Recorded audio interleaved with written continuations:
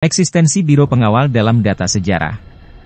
Semua penggemar novel dan film wuxia pasti mengenal nama Biaoju, sebuah badan usaha yang kadang diterjemahkan sebagai perusahaan ekspedisi, kadang diterjemahkan sebagai biro pengawalan.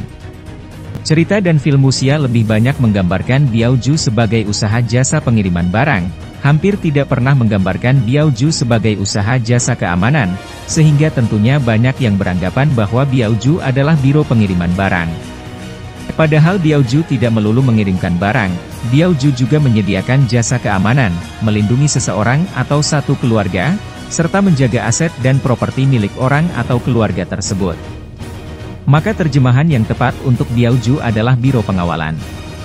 Meskipun cukup banyak diceritakan dalam cerita dan film wuxia, akan tetapi tidak ada dokumen resmi tentang badan usaha Biaoju, selain dokumen-dokumen dari era dinasti Qing, 1644-1912, sehingga beberapa kalangan kurang yakin bahwa badan usaha Biaoju sudah eksis sebelum dinasti Qing. Benarkah demikian? Benar, jika yang dimaksud adalah Biaoju sebagai sebuah badan usaha. Tetapi jika yang dimaksud adalah profesi individual, maka anggapan bahwa profesi pengawal pribadi baru ada pada era dinasti Qing adalah anggapan yang keliru. Sebelum membahas lebih jauh, jangan lupa untuk kalian like dan subscribe agar kami bisa mengembangkan channel ini lebih besar lagi.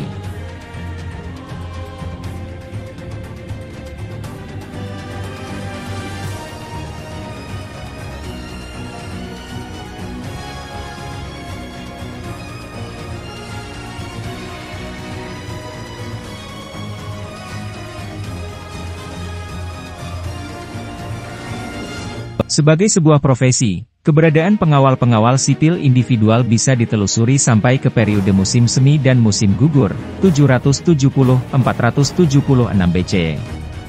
Periode musim semi dan musim gugur sebenarnya adalah salah satu dari periode kekacauan pada masa dinasti Zhou Barat, yang diawali dari bangkitnya raja-raja vasal untuk melepaskan diri dari dinasti Zhou Barat dan berdiri sebagai kerajaan-kerajaan otonom. Di tengah situasi yang tidak menentu seperti ini, para bangsawan, pejabat, dan kelompok menengah ke atas lebih suka menyewa pengawal pribadi dari kalangan sipil untuk perlindungan diri sekeluarga serta penjagaan aset dan properti pribadi daripada meminta bantuan negara. Dalam pengawalan perlindungan diri, ini tidak hanya dilakukan sewaktu si penyewa bepergian, tetapi juga sewaktu si penyewa berada di dalam rumah. Ini adalah bentuk paling awal yang diketahui dari biro pengawalan. Namun ketiadaan catatan mengenai pengawal pribadi sebagai sebuah badan usaha, mengindikasikan bahwa pada awalnya pengawal pribadi adalah profesi individual, bukan sebuah badan usaha. Salah satu sumber tertulis yang mengindikasikan Biaoju sebagai profesi individual sebelum dinasti Qing adalah novel klasik Tiongkok kuno yang ditulis pada pertengahan era dinasti Ming, 1368-1644, berjudul Jin Ping Mei. Ya, tidak salah. Jin Ping Mei yang kadang diklasifikasikan sebagai novel erotis Tiongkok kuno, juga mengindikasikan bahwa eksistensi Biaoju sebagai profesi sudah ada sebelum dinasti Qing, sebab Jin Ping Mei menggambarkan si Men Qing menggunakan Biaochuan untuk bisnis perdagangan kain melalui jalur transportasi air. Biaochuan kadang diterjemahkan sebagai perahu, kadang diterjemahkan sebagai perahu standar, masuk akal jika perdagangan di Tiongkok kuno dijalankan di perairan. Sebab sejak era dinasti Sui dan dinasti Tang, salah satu jalur utama transportasi dan perdagangan perairan sungai adalah Dainhe, kanal raksasa yang menghubungkan Jiangnan, Changjiang, Sungai Panjang, dengan Tiongkok Utara, Huanghe, Sungai Kuning. Dainhe bukan sekedar kanal yang dibangun untuk menanggulangi banjir, mengendalikan air, tetapi sekaligus juga untuk jalur transportasi air yang menghubungkan utara dan selatan. Biro Transportasi Si Men Qing adalah bentuk usaha pengawalan milik pribadi yang digunakan untuk mendukung bisnis pribadi. Si Men Qing hanya perlu merekrut sejumlah orang yang ahli dalam pertempuran air untuk bekerja padanya. Dan bisnis Si Men Qing ini terjadi di zaman dinasti Song Utara, 976-1127. Apakah Jin Ping Mei bisa dijadikan landasan fakta sejarah bahwa sebenarnya Biaoju sudah eksis jauh sebelum dinasti Qing mencatatnya?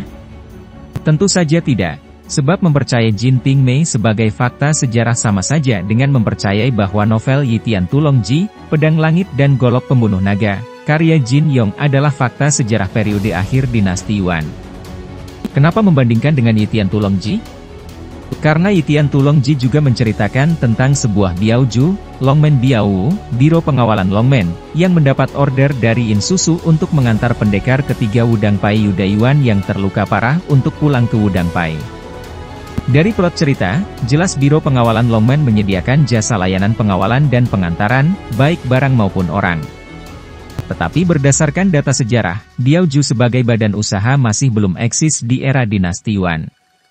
Bahkan sampai dengan periode pertengahan dinasti Ming, badan usaha Biaoju belum ada.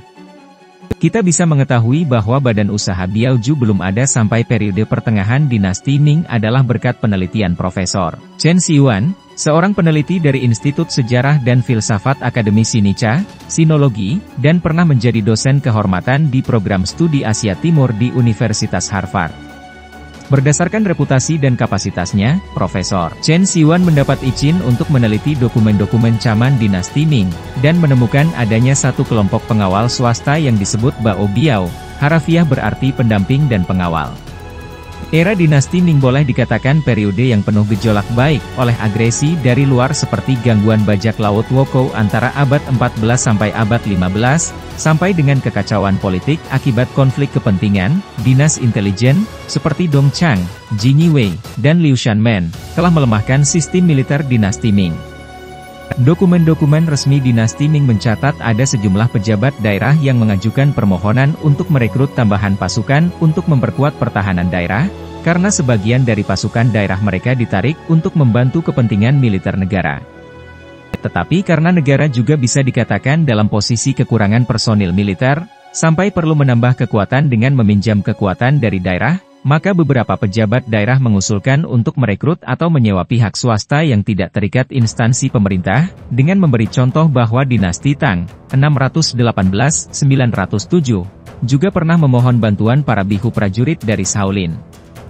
Target perekrutan adalah kelompok-kelompok kecil ahli bela diri seperti kelompok yang terikat hubungan perguruan, kelompok yang terikat hubungan keluarga, dan kelompok yang terikat dalam sebuah perkumpulan.